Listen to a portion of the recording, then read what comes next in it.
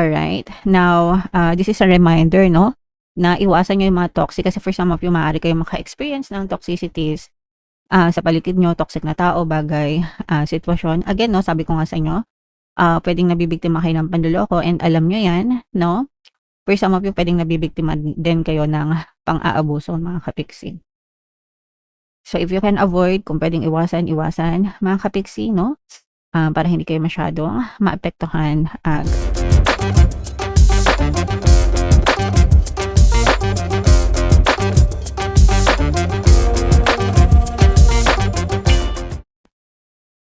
Hello guys, hello Capricorn, welcome back to Pinoy Pixie Tarot. Ang pamagat ng episode natin for tonight is monthly check-in para ngayong August, mga Kapixie, para sa Capricorn, Sun, Moon, Rising sign, and Venus. If in case hindi kayo nakaresonate sa monthly horoscope nyo guys, pwede nyo panoorin tong video na to, baka nandito yung energy nyo. So unahin natin tong deck na to guys. Ito yung mga angel messages para sa inyo.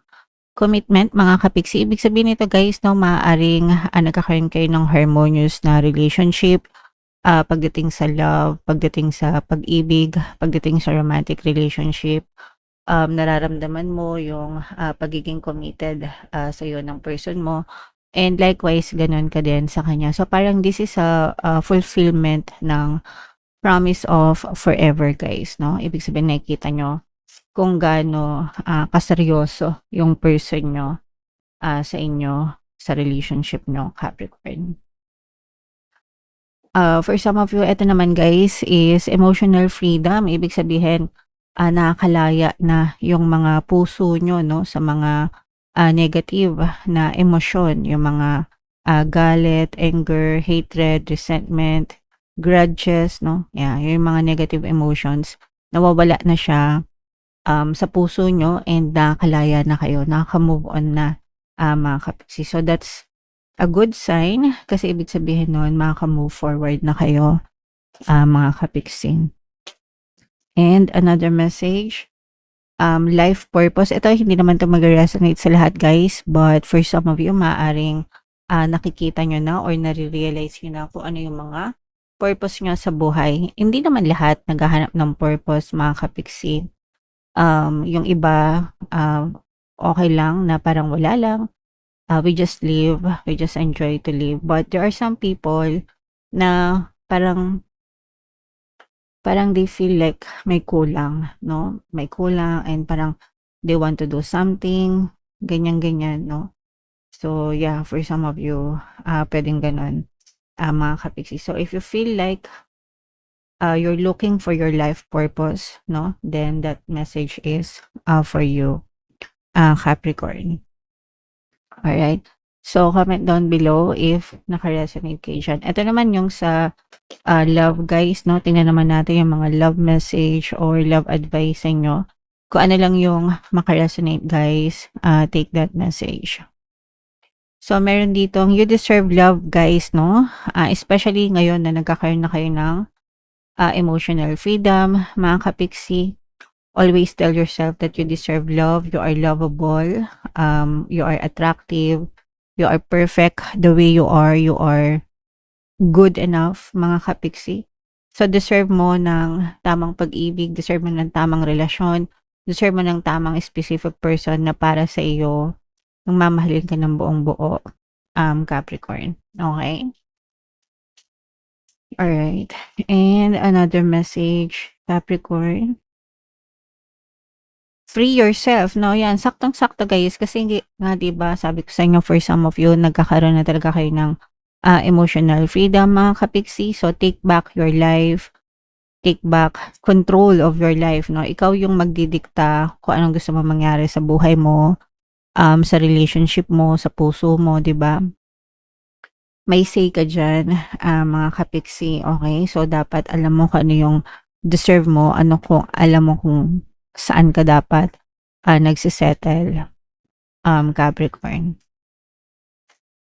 And another message, ito naman guys, engagement is on the cards para sa inyo. So, ibig sabihin nagle-level up na yung inyong relationship, mga kapiksi, pwedeng from situationship to commitment to relationship.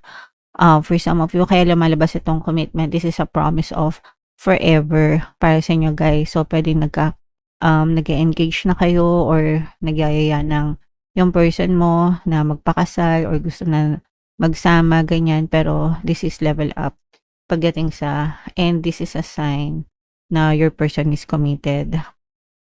You are both committed, Capricorn. Alright, so comment down below if naka-resonate kayo dyan, guys. So, shuffle natin to. Hanapin ko yung energy ng Capricorn, guys. Habang sinishuffle ko to, panoorin nyo muna yung video natin regarding sa ating paano mag-manifest ng abundance video course. Kapiksi, sawa ka na ba sa mga struggles at hirap sa buhay mo? Masipag ka ba at masikap sa buhay ngunit hindi ka pa rin umaasenso? Ilang beses ka na bang nag-attempt mag-negosyo at mag-invest pero palagi ka pa rin nalulugi? Sa pagkakataon na ito ay maaaring may subconscious beliefs ka na nagiging balakid sa iyong pag-unlad at pagyaman. Introducing, paano mag-manifest ng abundance video course. Dito ay matututunan mong ma-overcome ang mga balakid mo para tuluyan ka ng umunlad, umasenso, sumagana, maging matagumpay, successful at maswerte sa iyong kabuhayan, pera, trabaho, negosyo sa lapi at kaperahan ng bonggang-bongga. Dali, mag-send na ng email sa pinoypixie@gmail.com at simulan na ang iyong pagyaman ngayon. Alright, so sa lahat ng gusto mag-avail ng course, guys, meron tayong paano mag-manifest ng abundance video course, paano mawala ang third party, at magkaroon ng harmonious na relationship, paano pabalikin si ex or vice breakup. Sa mga interesado, guys, mag-send lang kayo ng email sa pinoypixie@gmail.com. Dahil sa mga naghanap ng pampaswerte, guys, meron tayong money shaker jar. Ito yun, guys, no? Super liit na bote, super effective, super powerful, at saka ito. So sa mga interesado, ito yung WhatsApp number natin. Chat nyo lang ako dyan, guys. So, Capricorn, kayo ay represent ng King of Pentacles. Kung ano lang yung makaresonate sa inyo, guys, take that message. Ito, guys, no, this is positive change or this is pagbabago, transformation. For some of you, maaari kayong, ang nararamdaman kong transformation dito, guys, is yung parang very colorful na transformation, makulay, maaliwalas, maalwan, no? Parang ganun yung magiging transformation nyo, mga kapiksi. Pero titingnan natin, habang binabasa natin yung mga cards nyo, but yeah, for some of you, or for some of you, guys, parang gusto nyo, no? Gusto nyong maka-experience ng mga positive changes, guys. Okay?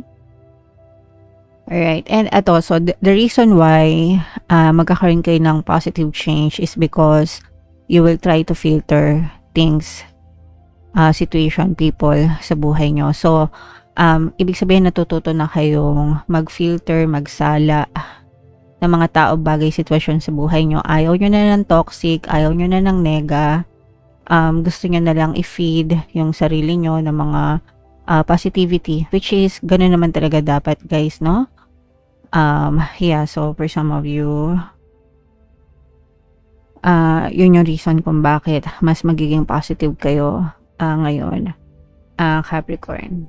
And this is another thing na dapat i-filter nyo or wag nyong papasukan sa buhay nyo. This is the energy of deception, mga kapiksi. So pag sinabing deception, mga manloloko, yung iba sa inyo, guys, alam nyo na niloloko kayo, no?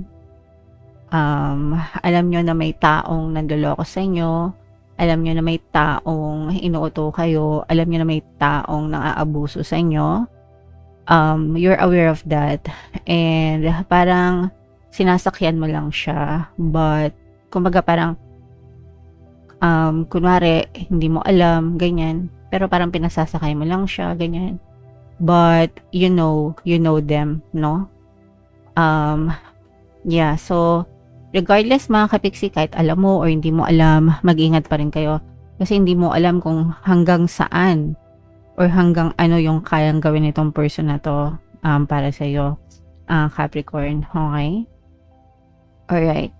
And for some of you, this is a very unstoppable energy. Ibig sabihin nito, guys, hindi kayo titigil hanggang hindi kayo nagkakaroon ng positibong pagbabago sa buhay nyo. And ganoon naman talaga, guys, wag kayong titigil. You have to stay loyal.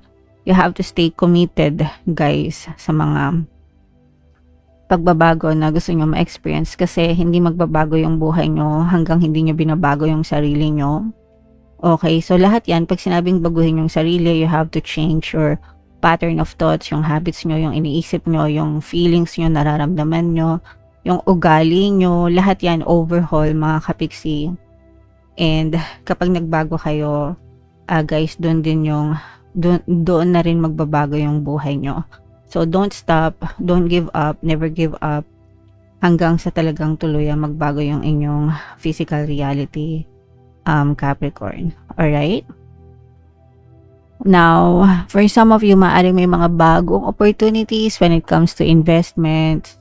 For some of you, when it comes to business, or pwede rin na mga bagong project na gusto nyong gawin, no? So, kunwari, mahilig kayo mag-DIY, meron kayong bagong proyekto na gagawin sa bahay nyo, o kaya naman mahilig kayong mag-drawing, meron kang bagong art na gagawin, whether it's for work, or for it's fun, hobby, ganyan. But, this is something new, and this is something exciting, okay?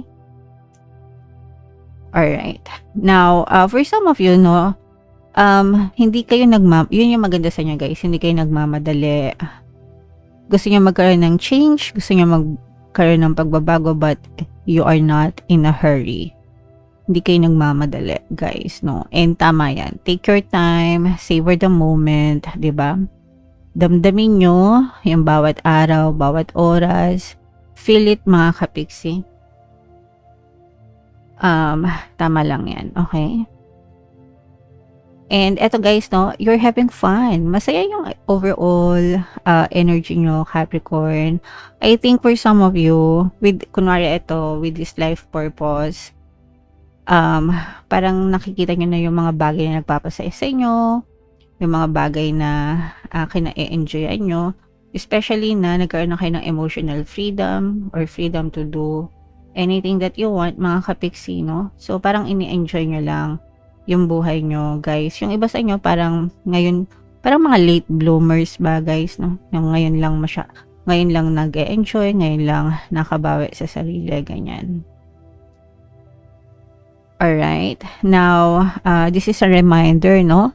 Na iwasan nyo yung mga toxic, kasi for some of you, maaari kayong maka-experience ng toxicities sa paligid nyo, toxic na tao, bagay, sitwasyon. Again, no, sabi ko nga sa inyo, pwedeng nabibiktima kayo ng panloloko, and alam nyo yan, no?